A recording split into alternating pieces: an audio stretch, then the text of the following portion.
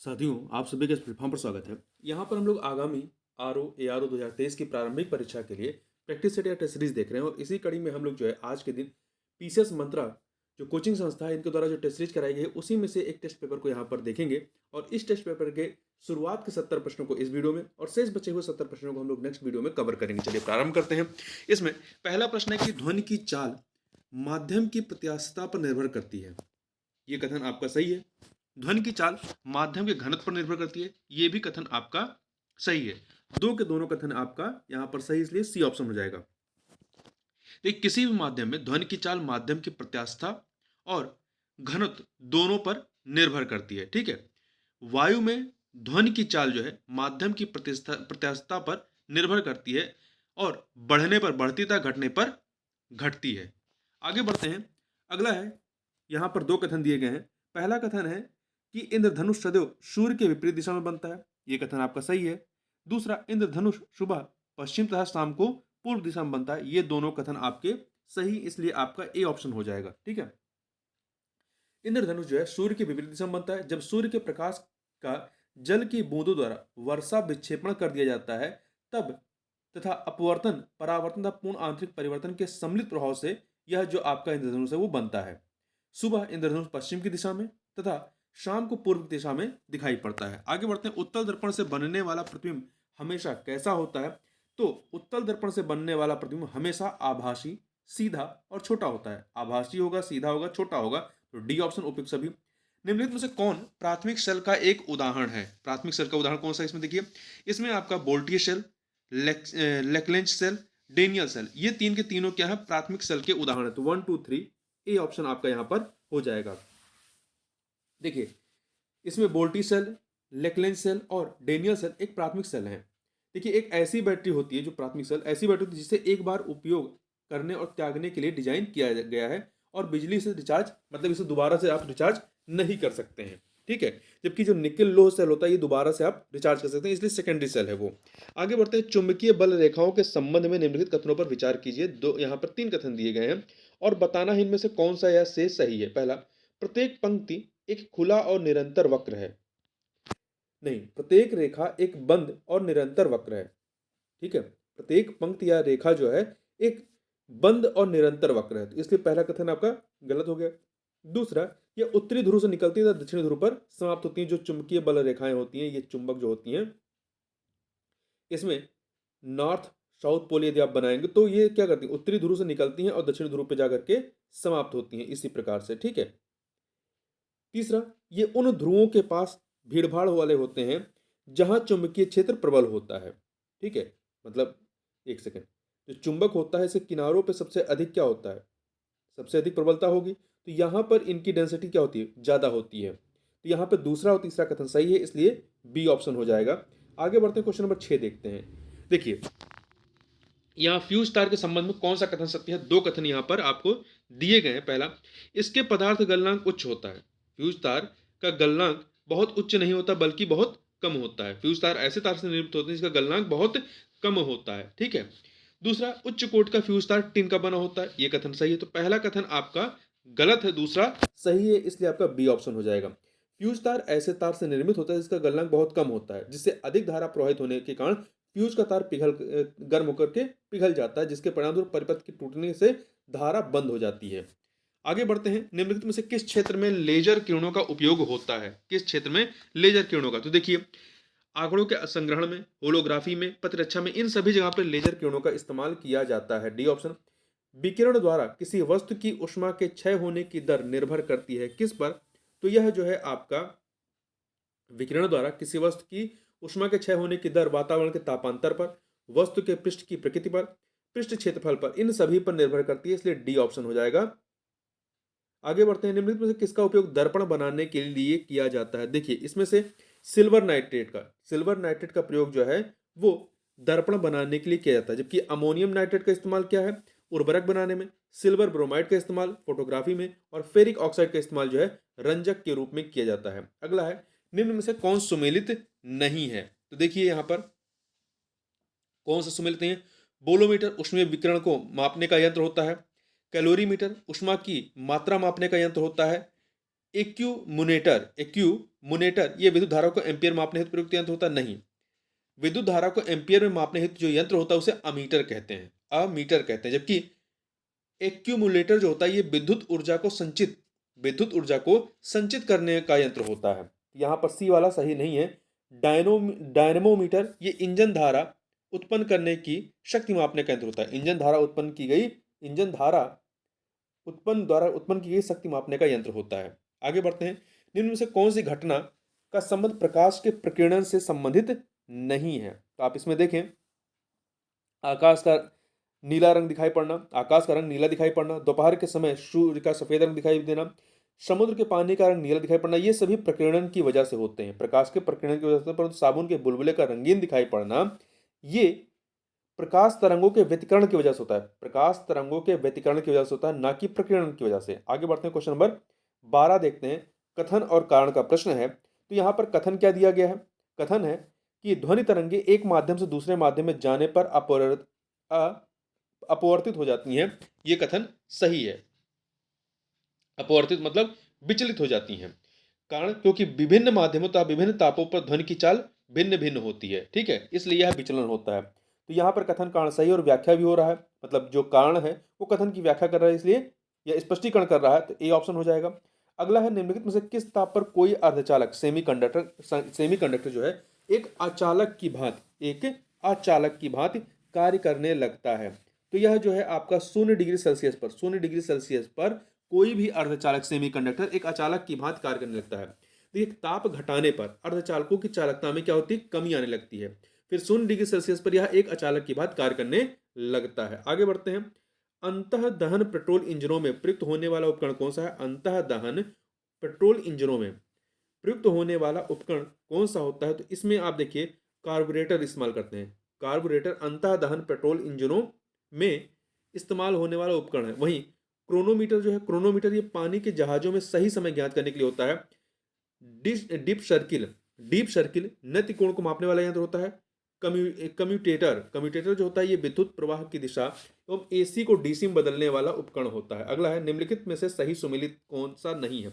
भौतिक राशि और मात्रक में ताप का मात्रक केल्विन होता है, विद्युत धारा का मात्रक वोल्ट नहीं होता है, विद्युत धारा का मात्रक एम्पियर होता है, ठीक है, विद्युत धारा का मात्रक क्या होता है? एम्पियर होता है, ना कि वोल्ट। तो यहाँ पे बी वाला सही नहीं है। ज्योति तीव्रता का कैडेला होता है, समतल कोण का रेडियन होता है, ठीक है। तो आगे बढ़ते हैं। अगला है, यदि किसी वस्तु को पृथ्वी से चंद्रमा पर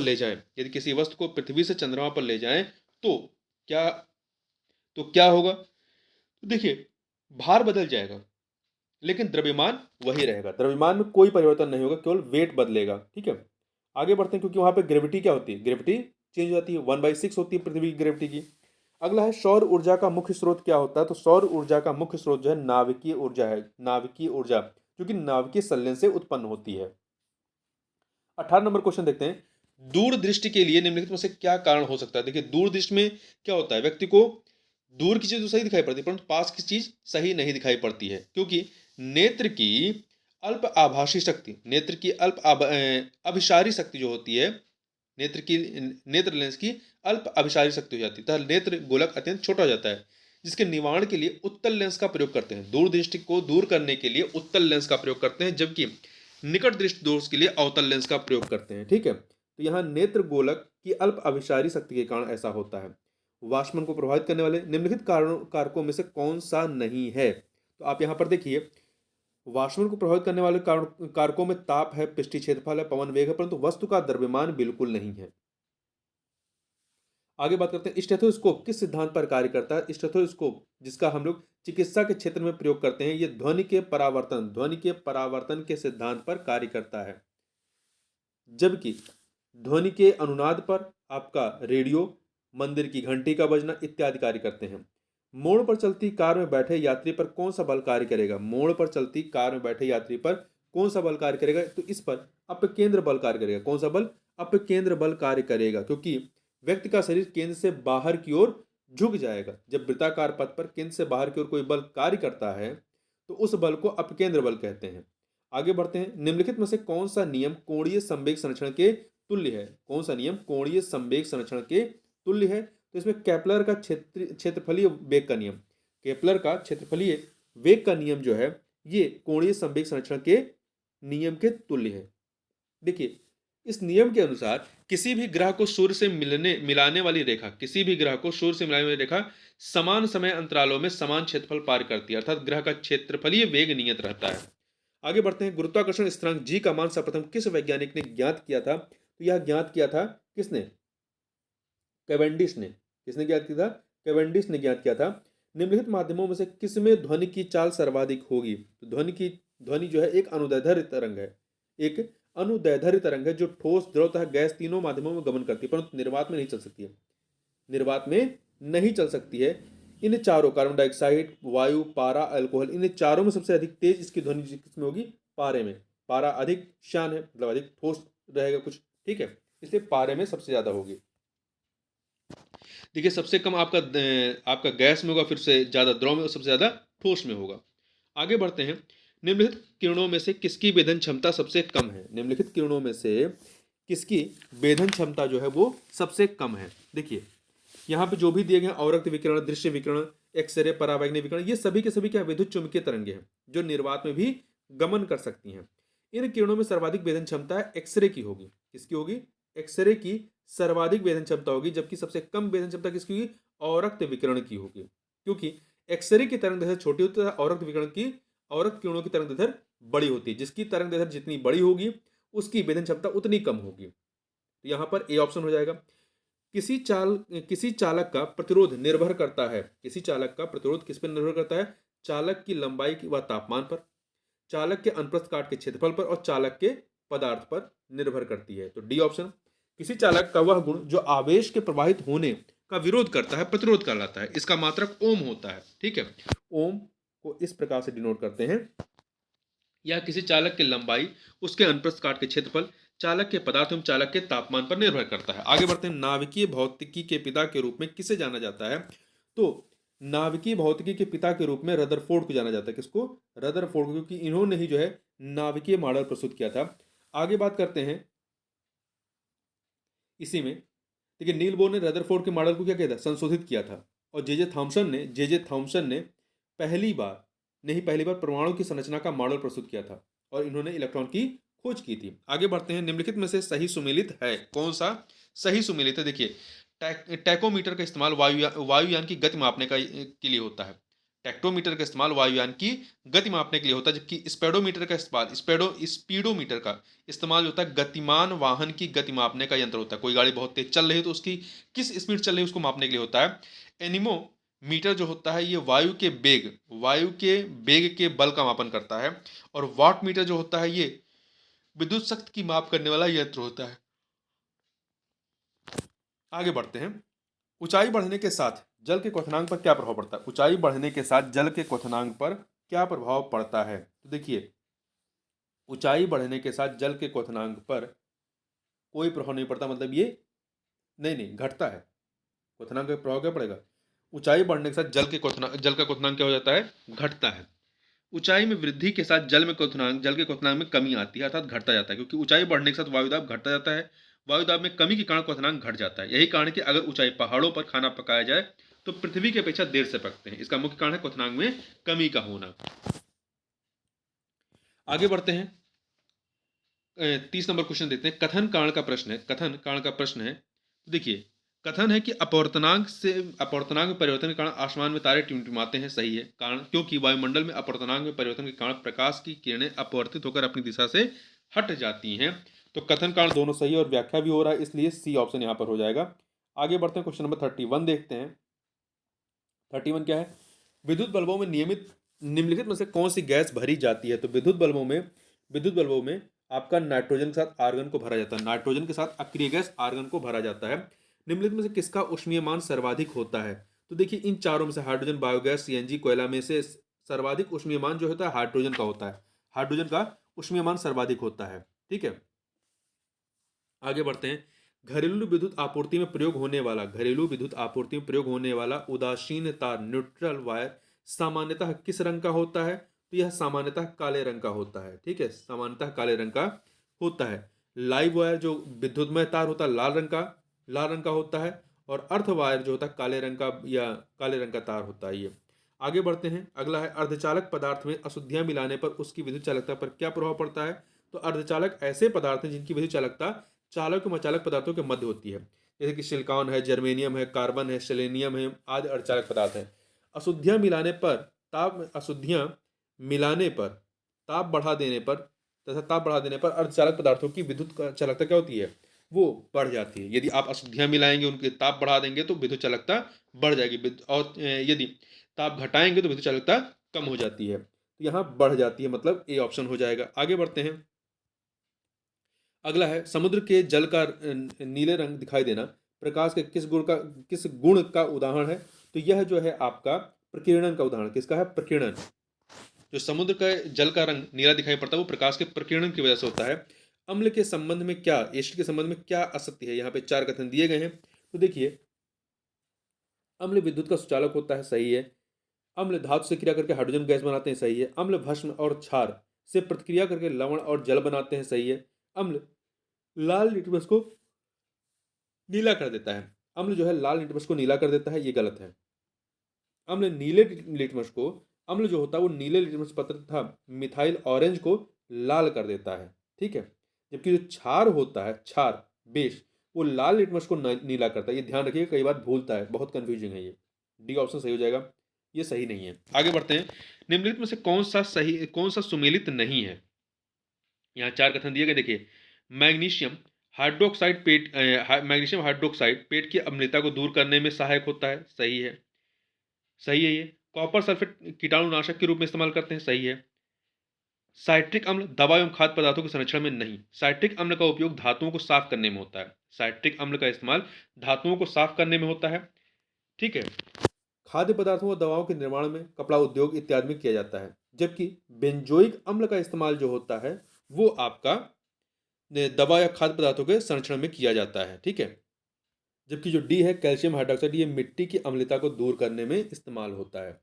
आगे बढ़ते हैं, निम्नलिखित में से कौन सा कोलाइड का उदाहरण नहीं है। तो देखिए, इसमें से दूध, रक्त, शाही, ये कोलाइड के उदाहरण, परंतु नदी का गंदा जल जो है ये कोलाइड का उदाहरण नहीं है। कोलाइड 2 पदार्थों का विषमांग मिश्रण होता है। इसके कणों को नग्न आंखों से नहीं देखा जा सकता, यह स्थायी होता है। स्थिर छोड़ देने पर इसके कणों में परिक्षेपण माध्यम से अलग हो जाने की बहुत कम प्रवृत्ति पाई जाती है।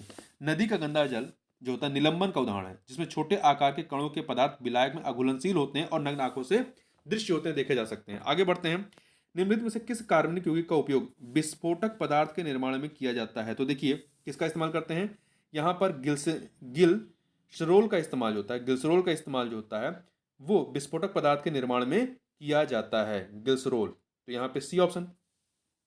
देखिए, जो एथिलीन होता है, एथिलीन, यहाँ पे बी ऑप्शनल, एथिलीन, इसका प्रयोग पॉलीथीन, मस्टर्ड गैस और निश्चेतक के रूप में होता है। जबकि एसिटिलीन का प्रयोग धातुओं को काटने, जोड़ने एवं कच्चे फलों को कृत्रिम रूप से पकाने में होता है।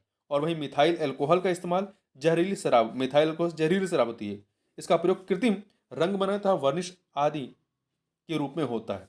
जबकि ग्लिसरॉल सांद्र सल्फ्यूरिक अम्ल की उपस्थिति में सांद्र नाइट्रिक अम्ल के साथ प्रतिक्रिया कर ट्राई नाइट्रोग्लिसरीन TNG बनाता है, जो कि एक शक्तिशाली विस्फोटक होता है, ठीक है। TNG एक शक्तिशाली विस्फोटक है जिसका उपयोग डायनामाइट एवं अन्य विस्फोटक बनाने में करते हैं। अब आगे बढ़ते हैं, 40 नंबर क्वेश्चन देखते हैं। अपमार्जकों डिटर्जेंट के संबंध में क्या असत्य है। तो देखिए, पहला, यह कठोर जल से कपड़े धोने का काम में आता है, सही है। इसकी अधिकता नदियों में जाकर प्रदूषण करती है क्योंकि यह जैव निम्नीकरण नहीं होते हैं, बायोडिग्रेडेबल नहीं होते, सही है। इन्हें बनाने के लिए कच्चा पदार्थ पेट्रोलियम से प्राप्त होता है, ये कथन गलत है, क्योंकि इन्हें बनाने की कच्चा माल जो है वो वनस्पति तेल से प्राप्त होता है, वनस्पति तेल से, ना कि पेट्रोलियम से। तो सी वाला सही नहीं है। जबकि जो साबुन होता है, साबुन के निर्माण के लिए कच्चा माल पेट्रोलियम से प्राप्त होता है, ध्यान रखिएगा।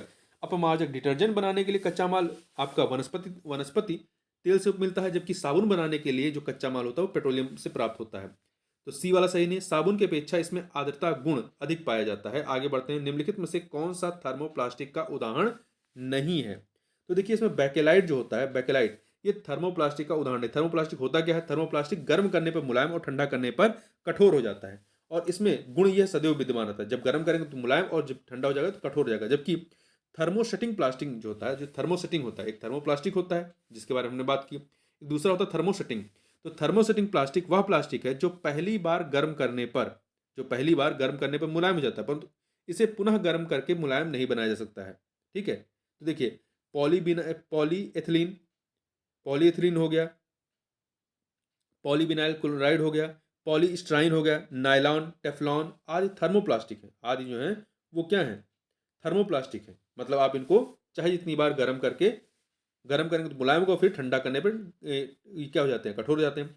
जबकि बैकेलाइट बैकेलाइट हो गया, ग्लिप्टल हो गया, बिटल हो गया, ये थर्मोसेटिंग प्लास्टिक है। मतलब एक बार गर्म करेंगे तो मुलायम होगा, परंतु बार बार ऐसा नहीं होता है। जर्मन सिल्वर में निम्नलिखित में से कौन सा पदार्थ नहीं होता, तो इसमें कॉपर, निकल, जिंक होता है, परंतु इसमें इसमें एल्युमिनियम नहीं होता। इसमें जो है एल्युमिनियम नहीं होता। देखिए जर्मन सिल्वर में कॉपर होता है, जिंक होता है, निकिल होता है, परंतु एल्युमिनियम नहीं होता है। आगे बढ़ते हैं। इसे जर्मन सिल्वर कहते हैं, परंतु इसमें सिल्वर होता नहीं है। ठीक, अगला है क्वेश्चन नंबर 43। निम्नलिखित में से कौन सा कथन जो है वो सत्य है। यहां पर दो कथन दिए गए। पहला, ऐसे तत्व जिनके परमाणु क्रमांक भिन्न भिन्न परंतु परमाणु द्रव्यमान समान होते हैं समस्थानिक कहलाते हैं, गलत है। ऐसे तत्व जिनकी परमाणु संख्या समान परंतु परमाणु भार भिन्न होते हैं समस्थानिक कहलाते हैं, गलत है।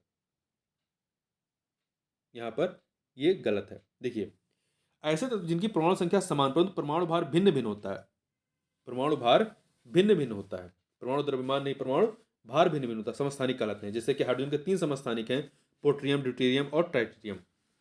ऐसे तो जिनके परमाणु क्रमांक भिन्न होते हैं, परमाणु क्रमांक भिन्न होते हैं परंतु परमाणु द्रव्यमान जो होते हैं वो समान होते हैं, उन्हें संभारिक कहते हैं।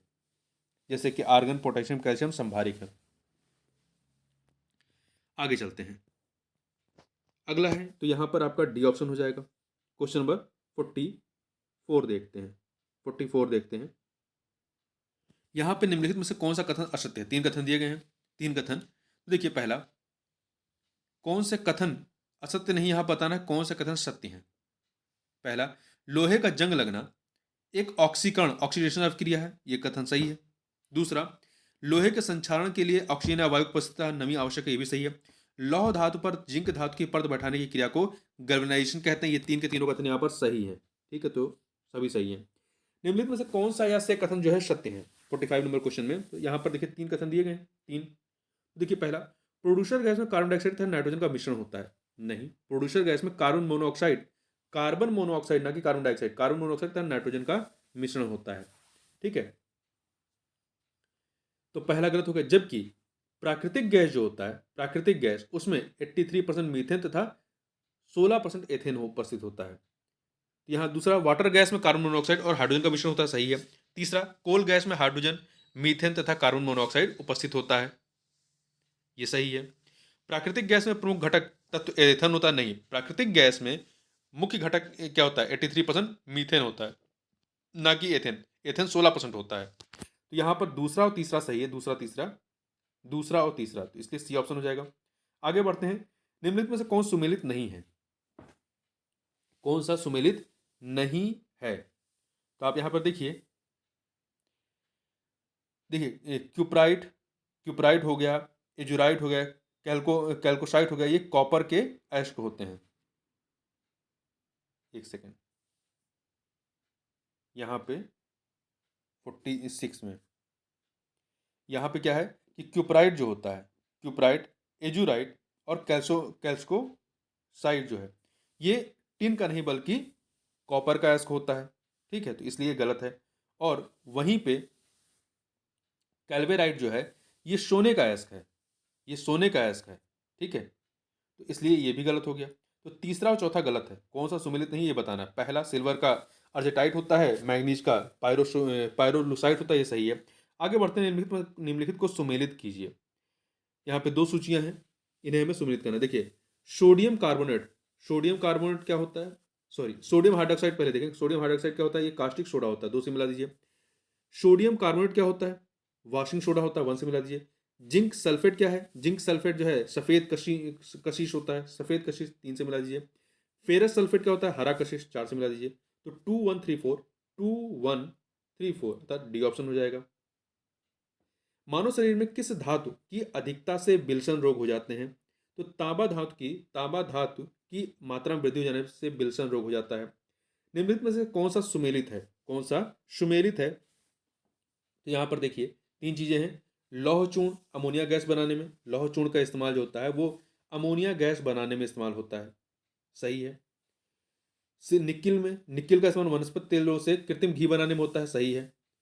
सिल्वर चूर्ण सल्फ्यूरिक अम्ल बनाने में नहीं, सल्फ्यूरिक अम्ल के निर्माण में प्लेटिनम चूर्ण का इस्तेमाल होता है, ना कि सिल्वर चूर्ण का। तो तीसरा गलत है, बाकी पहला दूसरा सही है। तो आपका सही कौन सा है? A option 1 2। आगे बढ़ते हैं। महंगे कांच पात्र के निर्माण में कौन से कांच का प्रयोग किया जाता है? तो इसके लिए शीशा क्रिस्टल कांच का इस्तेमाल महंगे कांच पात्र इसके इस्तेमाल में किया जाता है बनाने में। सोडा कांच का इस्तेमाल जो है ट्यूबलाइट हो गया, प्रयोगशाला के उपकरण हो गए, दैनिक प्रयोग के बर्तनों के निर्माण में। क्राउन कांच जो है ये चश्मे के लेंस के निर्माण में होता है। फ्लिंट कांच का इस्तेमाल विद्युत बल्ब, कैमरा व दूरबीन के लेंसों के निर्माण में किया जाता है। आगे बढ़ते हैं, क्वेश्चन नंबर 51 देखते हैं। निम्नलिखित में से कौन से पॉलीमर का उपयोग केबल के निर्माण में किया जाता है? कौन से पॉलीमर का इस्तेमाल केबल के निर्माण में किया जाता है? तो polyvinyl chloride, PVC, polyvinyl chloride का इस्तेमाल जो है केबल बनाने में किया जाता है।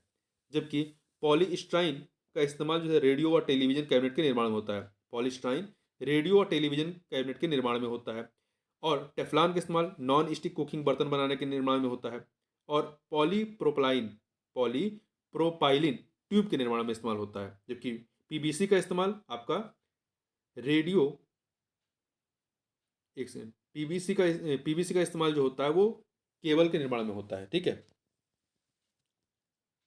आगे बढ़ते हैं। कांच पर लेखन कार्य के लिए किसका उपयोग किया जाता है? तो कांच पर लेखन कार्य के लिए हाइड्रोफ्लोरिक अम्ल का इस्तेमाल किया जाता है। तो यहाँ पर सी ऑप्शन हो जाएगा। ठीक है, हाइड्रोफ्लोरिक अम्ल को म्यूरेटिक एसिड कहा जाता है, म्यूरेटिक एसिड। क्वेश्चन नंबर 53 देखते हैं। तो ये क्या है? निम्न में से कौन सा या से सुमेलित नहीं है? यहाँ पे 4 कथन दिए गए हैं, 4 कथन। तो देखिए कौन सा सुमेलित नहीं ये बताना है। पहला, जल की अस्थायी कठोरता कैल्शियम और मैग्नीशियम के बाइकार्बोनेट लवण होने के कारण होती है, ये सही है। सिल्वर ब्रोमाइड कृत्रिम वर्षा कराने में होता है, नहीं। सिल्वर ब्रोमाइड का इस्तेमाल फोटोग्राफी में होता है, जबकि सिल्वर आयोडाइड का इस्तेमाल कृत्रिम वर्षा में होता है। तो यहाँ पर दूसरा गलत है। तीसरा, पिटवा लोहा कार्बन की मात्रा अपेक्षाकृत अधिक होती है। इसमें पिटवा लोहे में कार्बन की मात्रा सबसे कम होती है। ठीक है, इसे चादर या तार बनाए जा सकते हैं। जबकि ढलवा लोहे में कार्बन की मात्रा अपेक्षाकृत अधिक होती है। तो यहाँ तीसरा भी गलत है। किसी पदार्थ का परमाणु उस पदार्थ के सभी गुण इसमें विद्यमान रहते हैं, ये सही है। तो यहाँ पर दूसरा और तीसरा गलत है, तो बी ऑप्शन हो जाएगा।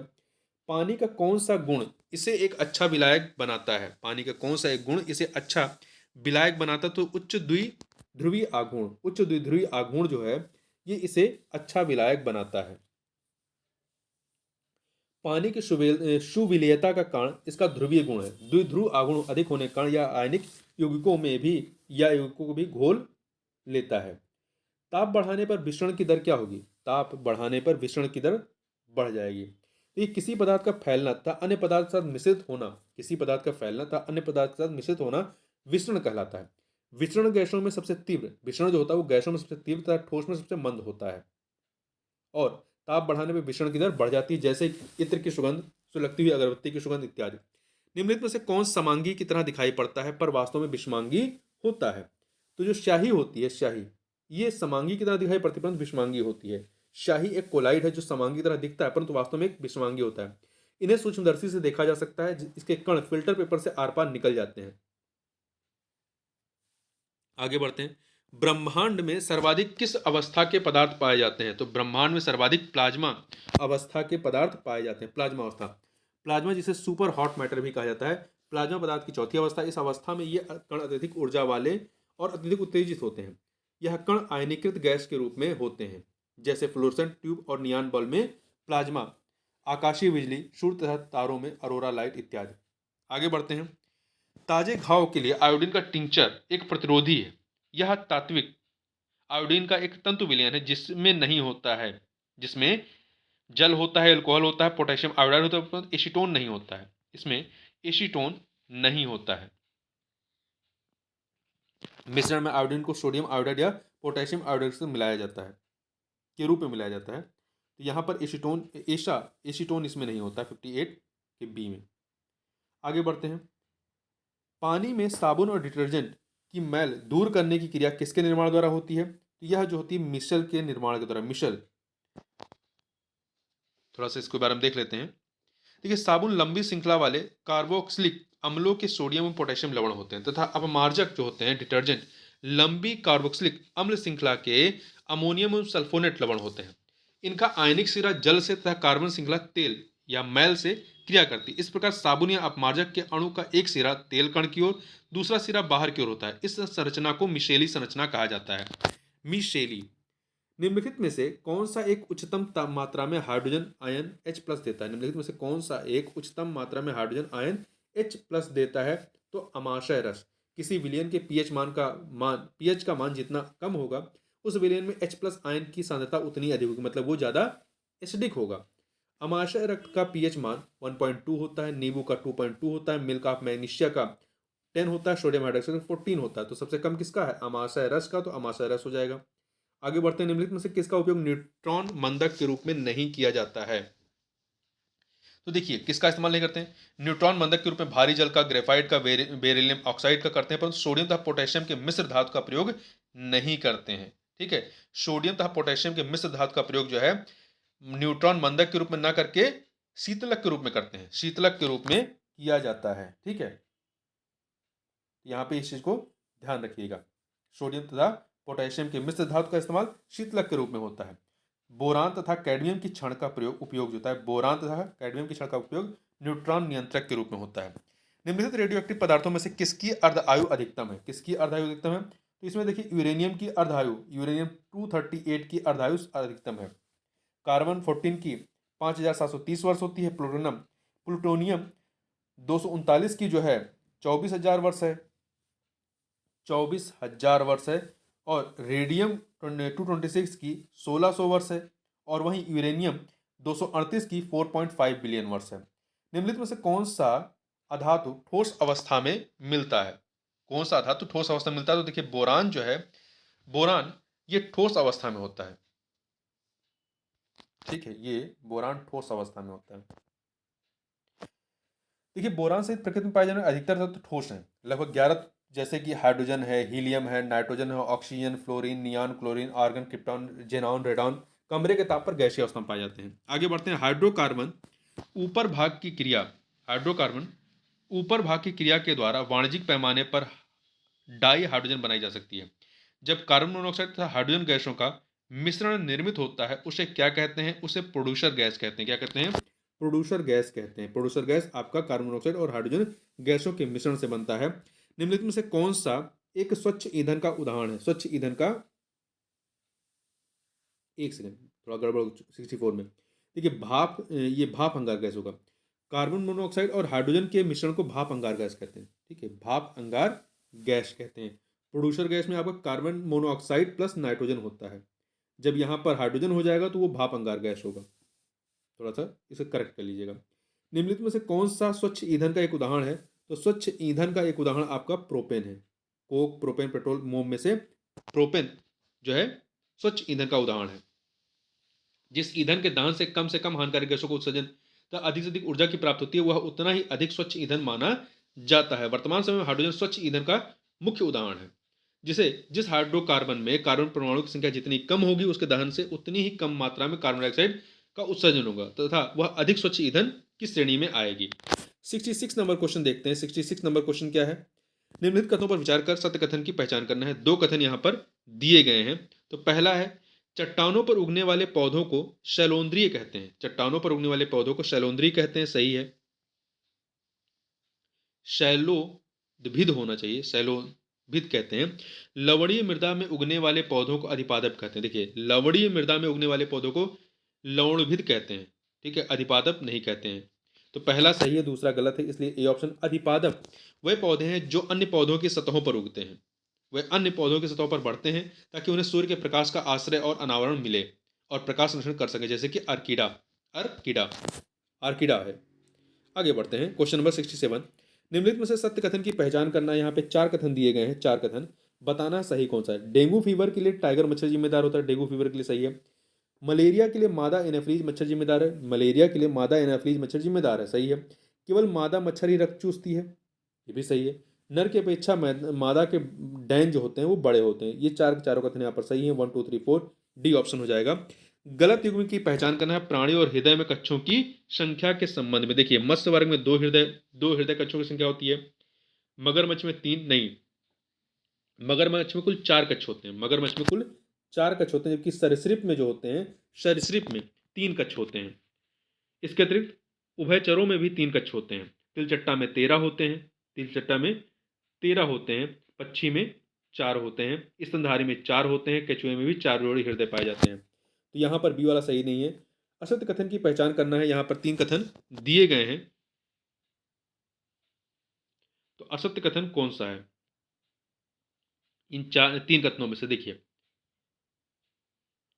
पहला, पादप कोशिकाओं में केंद्रक केंद्र में मौजूद होता है। नहीं, पादप कोशिका में केंद्रक केंद्र से थोड़ा हटकर स्थित होता है, जबकि जंतु कोशिका में केंद्रक केंद्र में मौजूद होता है। तो पहला गलत। दूसरा, मनुष्य में कुल 23 गुणसूत्र पाए जाते हैं। नहीं, 23 जोड़ी गुणसूत्र पाए जाते हैं, 23 नहीं गुणसूत्र पाए जाते, 23 जोड़ी गुणसूत्र, मतलब गुणसूत्र कितने हो गए? 46 हो गए।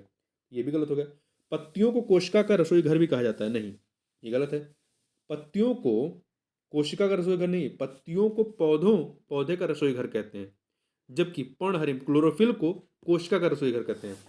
कोशिका का रसोई घर पत्तियों को नहीं बल्कि क्लोरोफिल को कहते हैं या पर्णहरिम को कहते हैं। 3 के तीनों कथन यहाँ पर गलत हैं, तो डी ऑप्शन। आगे बढ़ते हैं। अगला है, निम्नलिखित में से कौन सा कथन जो है वो असत्य है? तो यहाँ पर देखिए, पहला, अंतःश्वास अर्थात इनहेल के दौरान 21% ऑक्सीजन ग्रहण की जाती है, सही है। उच्छ्वास एक्सेल के दौरान, मतलब जब सांस छोड़ते हैं, 78% ऑक्सीजन नाइट्रोजन निकाली जाती है, सही है। एक्सेल मतलब फिर जब आप सांस छोड़ते हैं के दौरान 16 से 17% ऑक्सीजन निकाली जाती है, लेते कितना? 21%। तो सभी के सभी यहाँ पे चीज़ें क्या हैं? वो सही हैं। यहाँ पे डी ऑप्शन हो जाएगा। जबकि कार्बन डाइऑक्साइड के बारे में बात करें तो जब इनहेल करते हैं तो 0.03% कार्बन डाइऑक्साइड अंदर आती है, जबकि जब एक्सेल करते हैं, एक्सेल करते हैं मतलब बाहर निकालते हैं, तो 4.5% कार्बन डाइऑक्साइड बाहर निकलती है। तो इस प्रकार से इस वीडियो में बस इतना ही। मिलते हैं नेक्स्ट वीडियो में, तब तक के लिए बहुत बहुत धन्यवाद।